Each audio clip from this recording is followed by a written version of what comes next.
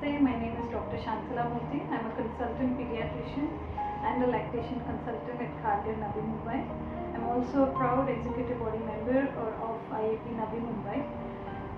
This short video is for all you breastfeeding mothers out there, and I hope this helps especially the first time mothers. Why is breastfeeding so important? Breastfeeding is very important both for the baby and for the mother. For your baby, your breast milk is custom-made. It is unique. It gives all the nutrition that the baby needs for its growth and development for the initial 6 months. It is also filled with valuable antibodies that give the baby the essential immunity against deadly diseases at its most vulnerable time. It is also very easy to digest, so keeps the gut healthy, and the baby doesn't have to work too hard in digesting, and so their vomiting and their motions are very nice and soft.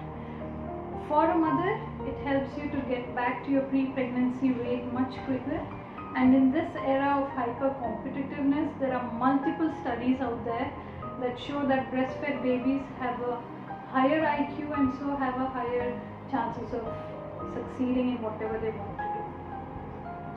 Now, as a pediatrician, I get a lot of questions from new mothers, so I would like to do this video on more of a question and answer basis. One of the first questions mothers want to know is, when do I know I need to feed my baby? So, in the first month of life, in the first 1 month, your baby will be on a more scheduled basis. So, you will go to be feeding the baby every 2 to 3 hours, waking up the baby and feeding, or if the baby wakes up by itself, then you feed the baby. After the first month, the baby will be on more of what is called as demand feeding, so that we give the baby enough time to sleep, empty the stomach. The stomach also grows in capacity, so we can give a larger gap. So when we go on to demand feeding, the first few things you need to see is cue-based. So signs when you need to pick up your baby and start feeding. The early signs could be as subtle as just some tiny movements. Then the baby becomes more rigorous in the movement, starts putting its hands in the mouth, and even if you have not picked up by then, baby is very upset, he's going to be crying, furious. So why this is important? Because a very disturbed, very furious, irritable baby will not breastfeed nicely, will not latch on properly. So you will need to pick up your baby, calm the baby down, and then start feeding the baby. Okay, so once you know you have to breastfeed, what position is best? So you get multiple advices from all your near and dear ones who want the best for you. They will give you advices on how you should sit, how you should keep the baby. But what I tell all the new mothers out there is what position is most comfortable for both you and your baby is what is the best position. So you might need to check. You might need to go through a few positions before you find that one best position, okay? But whatever it is, it should be comfortable both for you and the baby.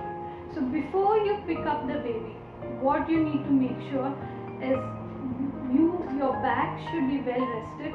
You should have support on your back. Make sure you're relaxed in a nice, cool, calm environment. Keep a few pillows on your lap so that when you pick up your baby, the baby comes up to the breast rather than you bending down. So never bend down, because then you will have a bad posture which gives rise to chronic back problems. So when you are in a most comfortable place, you have picked up the baby. The next most important thing is latching on. Latching on is when the baby starts suckling the first time, the first suckling for each breastfeed. The latching on is most important because improper latching can give rise to problems and also inadequate feeding. So how do you know what is proper latching? Proper latching is when the baby's head is a little tilted back in what is called as a mild sniffing position, and the baby approaches the breast from the chin first. Baby's mouth is wide open, so that the entire nipple and part of the areola is the dark part around the nipple, is inside the baby's mouth. So the whole suction that happens during suckling happens on the areola and not on the nipple per se. So if a baby is having a narrow mouth, is suckling a lot continuously, and doesn't seem to be settling down, it means the baby is on nipple feeding rather than on the areola. So the latching on is improper and the mother experiences excruciating pain if the baby is latched onto the nipple. So remove the suction by inserting a finger between the baby's mouth and your breast and reposition and relatch. So when the baby is properly latched on, you will see that the areola is much more visible on the above the baby's mouth rather than below that. The baby's tummy is touching mama's tummy, and you can also have the baby just in the diaper so that there is skin to skin contact that helps with the bonding. Once the baby is latched on properly, you are having a painless breastfeeding experience. The next question that mothers have is, how long should I feed on each breast? So the breast feeding is a dynamic process. It is not that the breast is filled with milk, it just finishes off and that's the end of it. It is a dynamic thing. So the first part of the milk that comes in is called as the foremilk, and the second part, the latter part of the milk, is the hind milk. Each of the milk have their own goodness in them, so make sure you empty out one breast completely before you pick up the baby and reposition and relatch properly on the other breast. Sometimes your baby might be full up on one breast, at which point you pick up your baby, work the baby, and then you can put him down to bed. And the next time you can start feeding from the other breast. But at any point of time, don't leave a hard breast without either feeding your baby or without pumping it up. So you need to massage your breast, use hot water bag, massage all quadrants of your breast, all parts of your breast, so that we don't have any pent up milk sitting there that can then give rise to fever or a hard breast later on. You also need to take care of your areola and your nipple. So I would advise most mothers out there to put a bit of your breast milk on your nipple and areola, let it air dry so that your nipple and areola are well moisturized. If your latching on is good, your baby is feeding well. The next question is my baby getting enough milk?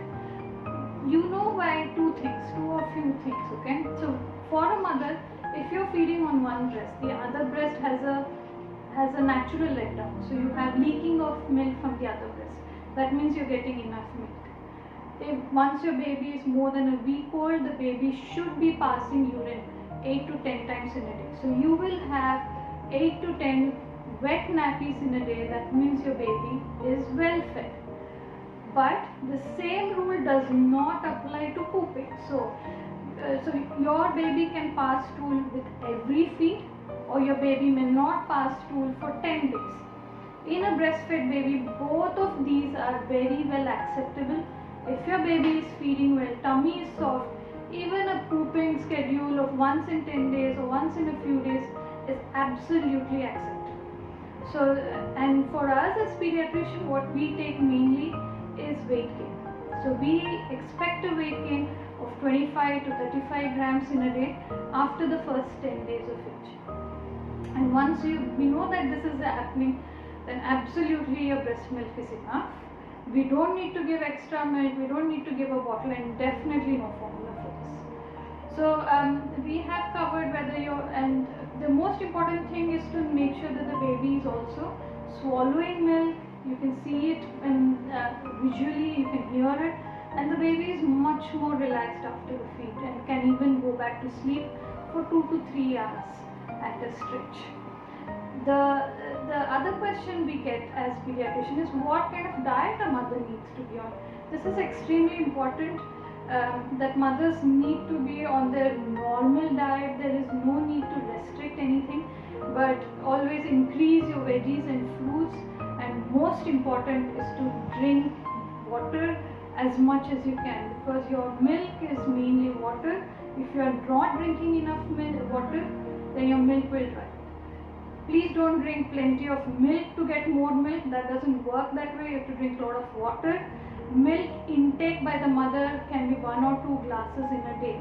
Do not go overboard on that. So once you are on a good diet, taking good enough water, you are giving a nutritionally sufficient milk to your baby. So remember, all the mothers out there, your baby needs only your breast milk for the first 6 months. It is nutritionally well balanced. We don't need to give anything extra. So as pediatricians, we advise you not to give Janam Gutti, Bal Kadu, gripe water or any home remedies, not even water for the first 6 months. And before I conclude, please remember breastfeeding can be stressful, can be frustrating, it can be a steep learning curve for you and your baby, but you will be able to do it, and please seek help if you think you're unable to. Okay, with that, thank you. Jai Hind.